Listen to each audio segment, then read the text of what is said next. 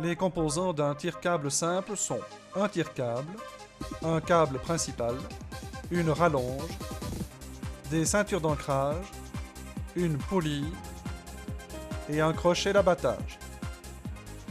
Pour poser le crochet d'abattage à bonne hauteur, le forestier bûcheron choisit et façonne une perche longue et légère.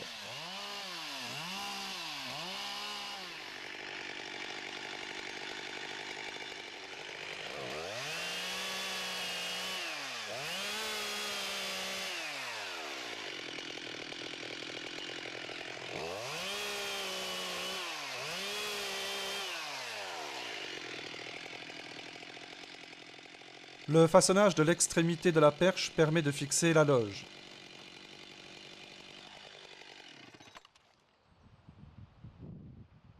En présence d'arbres penchés en arrière, de vents gênants ou de peuplement dense, l'utilisation du tire-câble s'impose.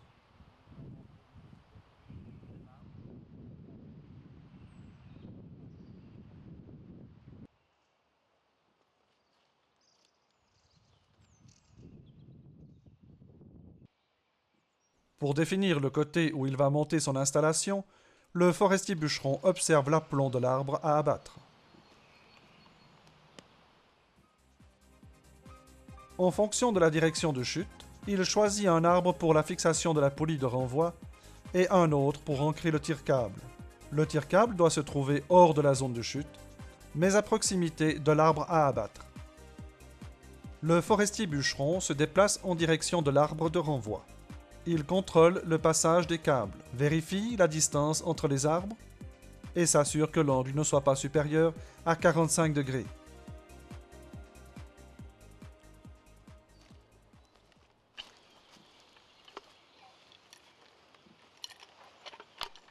De manière systématique et rationnelle, il dépose en premier le matériel nécessaire vers l'arbre d'ancrage du tire-câble, puis il se déplace vers l'arbre de renvoi.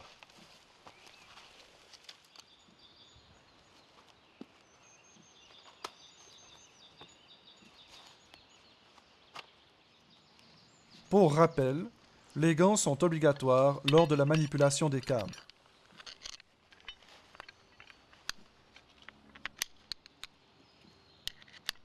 Il fixe la poulie, passe le câble et se dirige vers l'arbre à abattre en tirant suffisamment de câbles.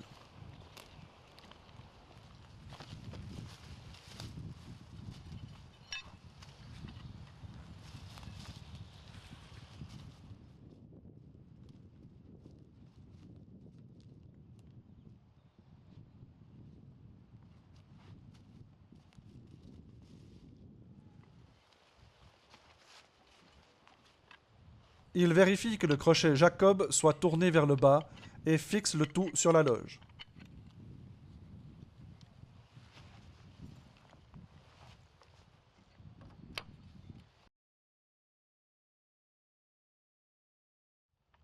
Pendant ce travail, le port du casque est obligatoire.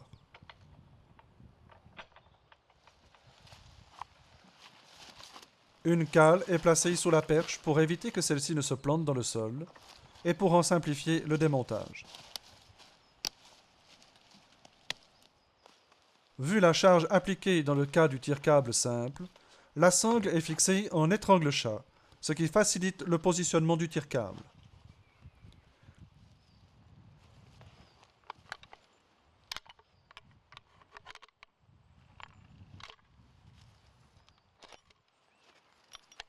L'extrémité du câble doit passer par-dessus l'axe. Le surplus est tiré à la main.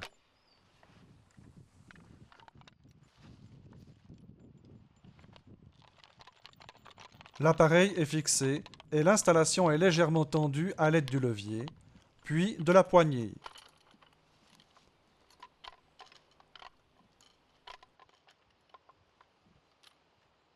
Le contrôle de l'ensemble de l'installation permet de détecter d'éventuels problèmes et d'y remédier. Le solde de câble est disposé dans la zone interdite.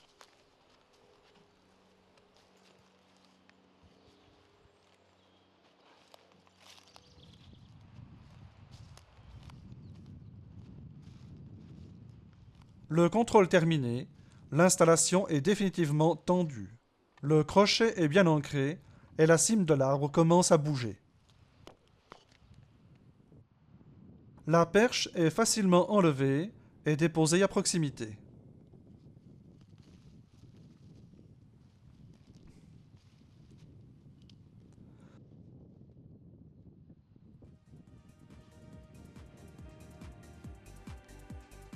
Chacun des composants du tire-câble a une charge maximale à respecter. Ces charges ne peuvent être utilisées qu'en forêt. En plus de la zone de chute, une nouvelle zone interdite est formée par l'angle des câbles.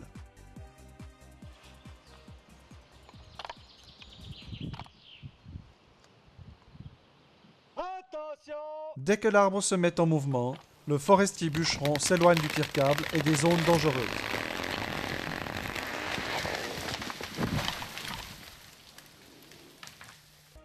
Certaines situations d'abattage nécessitent le montage d'un tire-câble double. En plus des composants qui ont permis l'installation du tire-câble simple, il faut ajouter une poulie, un câble d'attache, une pince à câble et un crochet ancre. Le procédé d'installation est le suivant. Le crochet ancre est posé vers le tire-câble. La poulie de démultiplication et la pince à câble sont posées à mi-distance, en direction de la poulie de renvoi. Le câble rallonge est passé dans la poulie de renvoi et est tiré jusqu'à l'arbre à abattre. Le câble d'attache est fixé à bonne hauteur. Une échelle peut faciliter ce travail. Le câble principal est passé dans la poulie de démultiplication. Son extrémité est fixée à la ceinture d'ancrage grâce au crochet ancre. Cette installation permet d'obtenir le double de la force de traction sur l'arbre à abattre, 3000 décanewtons. La charge sur la poulie de démultiplication est la même. Par contre, la charge sur la poulie de renvoi peut atteindre 6000 décanewtons. Regardons en pratique ce montage.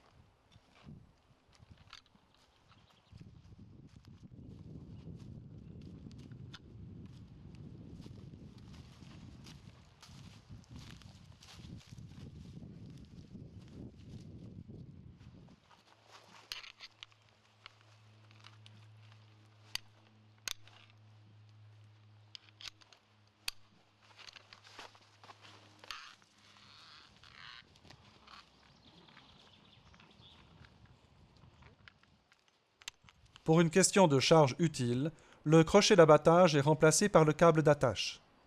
Pour augmenter sa résistance, il est placé, comme sur cette image, avec la sortie du câble bien droite.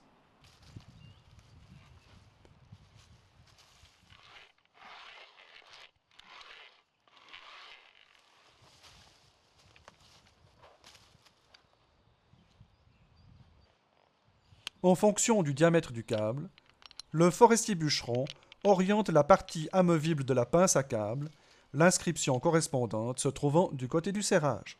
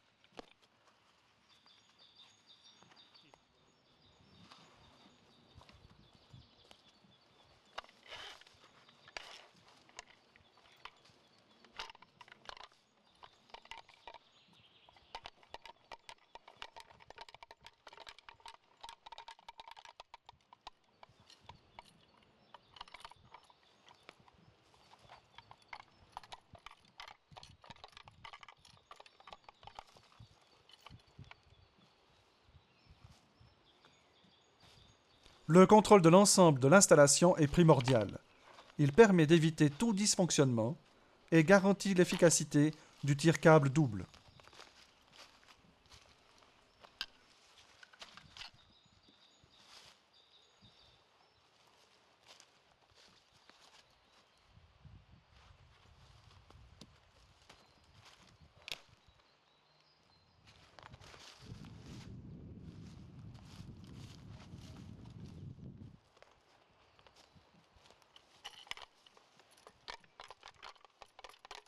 D'un point de vue physique, la force de traction sur l'arbre à abattre est doublée. En contrepartie, au tire-câble, il faut tirer 2 fois plus.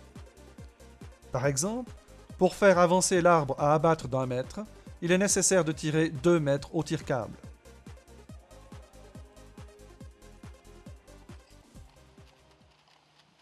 Pour éviter les torsions et les boucles qui peuvent endommager les câbles, il est important de les dérouler et de les enrouler correctement.